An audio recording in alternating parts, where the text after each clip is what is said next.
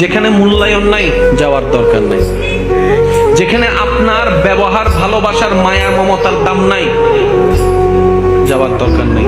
দরকার হলে একা বাঁচেন একা চলেন, একা বাঁচেন একা চলেন।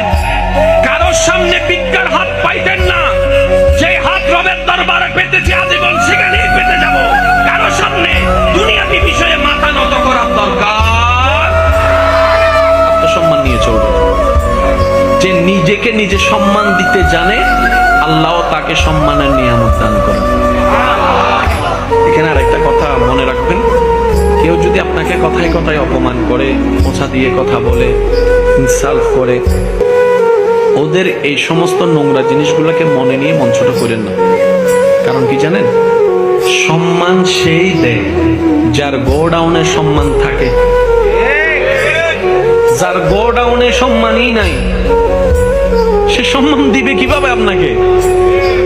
একটু জোরে বলেন না। রাসূল মকবুল সাল্লাল্লাহু আলাইহি ওয়াসাল্লাম কাবা শরীফের সেহেনে বসা, সুবহানাল্লাহ জোরে।